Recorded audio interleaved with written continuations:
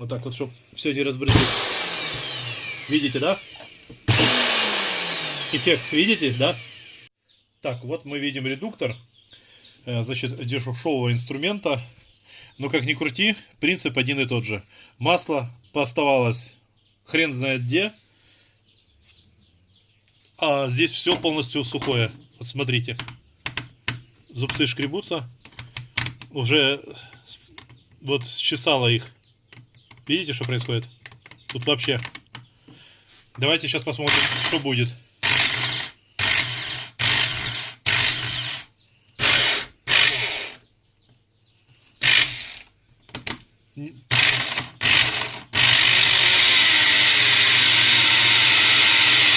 То есть, видите, вот из-за отсутствия смазки редуктор, ну, сам механизм в редукторе уничтожен. Вот тут по зубам идет, а тут все. Здесь та же самая ерунда. Вот мы видим механизм.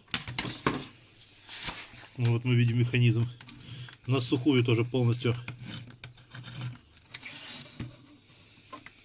Здесь вот вообще не хочет уже.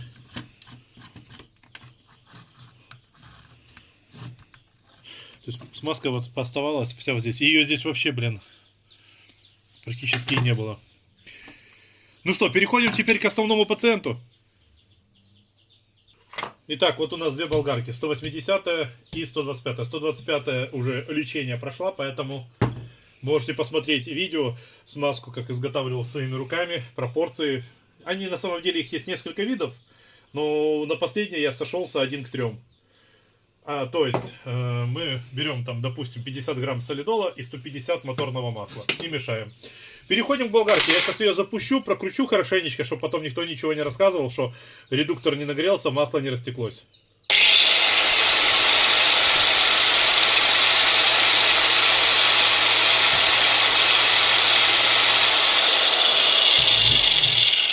Ну, я уверен, что на самом деле этого более чем достаточно.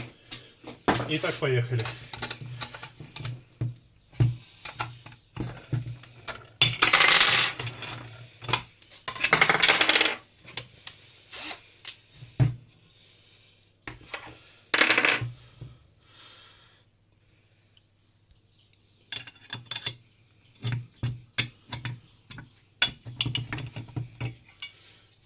Еще раз прогоночка. Извиняюсь, выключил. Надо сюда выключать.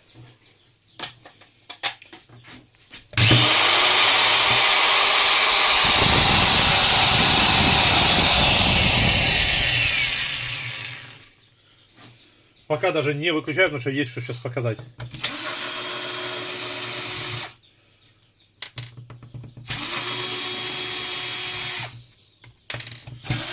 Ну, по правде, старайтесь всегда выкручивать по диагонали.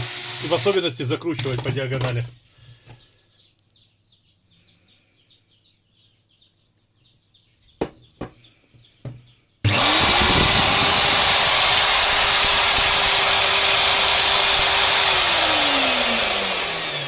Вот по факту здесь ждет этого товарища та же самая болячка, что мы сейчас видели в дрели и в лобзике. Смазка должна растекаться. Говорят, редуктор греется. Он никаким хреном не нагреется. Сколько бы вы ни работали, легенько нагреется, но этого будет недостаточно, чтобы растопить солидол либо литол. Вы не растопите никак. Греется редуктор только в том случае, когда масло будет где-то чуть-чуть меньше, чем сейчас тут есть. Вы зальете масло, и правильно приготовленное, оно будет само растекаться. Да, оно будет от трения масло нагреваться, и нагревать немножко будет редуктор. Ну, в этом ничего я страшного не вижу. У вас будут детали смазаны.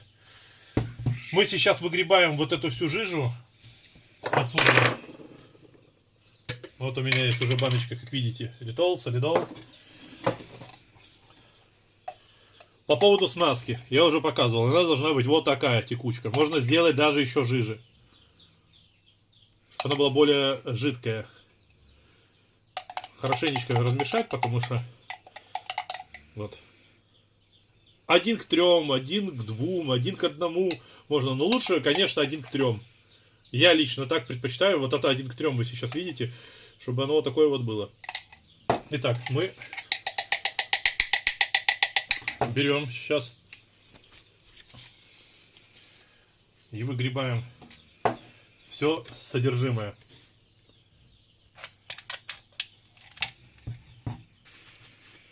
В общем, я отсюда вышкреб по максимуму, сколько у меня получилось. Сейчас пропитываю. Сюда я залью сходу моторного масла. Оно как раз подгребет все, что тут пооставалось. Здесь на донышке что осталось. И как раз превратится в нужную консистенцию. Вот я беру, просто заливаю.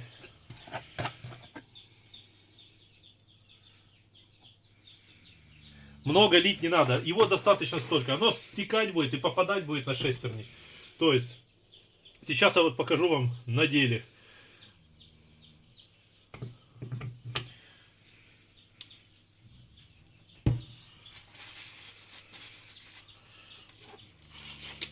Если что, на заднем фоне храпит моя собака. Лабрадорчик.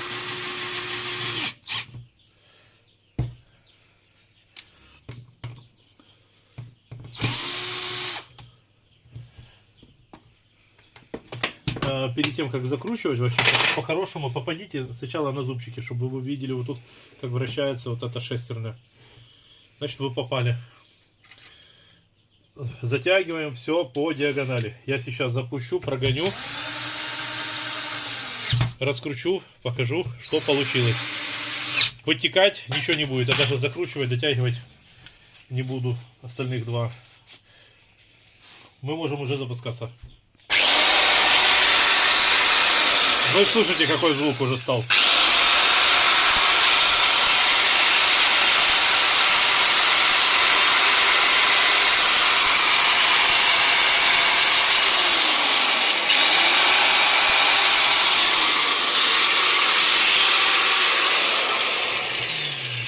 Все, раскручиваем, смотрим. Много масла заливать нельзя. Ни моторного, ни то, что я вам показал на роликах, на видео. И ни на одном, причем как можно изготавливать самому. Потому что когда много масла, оно создает лишнее давление. Теперь, как вы можете видеть, все смазано полностью. И у нас смазка приобрела вот такой вот образ. Она размешалась с остатками той смазки и, в общем, попадает туда, куда надо. То есть, я знаю, что так делать нельзя, но я все же сделаю. Все для вас, друзья. Поставьте этому ролику лайк. Меня лайки очень мотивируют. Ведь я стараюсь для вас. Вот так вот, чтобы все не разбрызгать. Видите, да? Эффект, видите, да?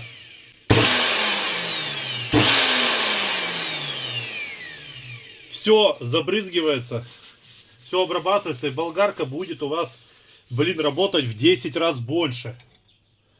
Посмотрите, стекается. Вот как оно должно быть, блин.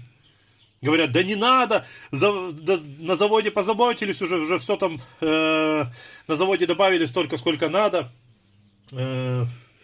Что там, ну, за фигню все придумывают. Не надо смазку. Я вам в начале видео показал. Вот что происходит, когда отсутствие смазки, либо ее вообще нет. Либо она есть, но она не попадает на шестерни. И вы видите результат. Закручиваем. Вот, друзья, еще также будет совет. Время от времени меняйте щетки. Я сейчас вам покажу, где. И тогда у вас болгарка в 10 раз больше проработает. В 10. Просто-напросто. Подпишитесь ко мне на канал. У меня очень много полезной информации.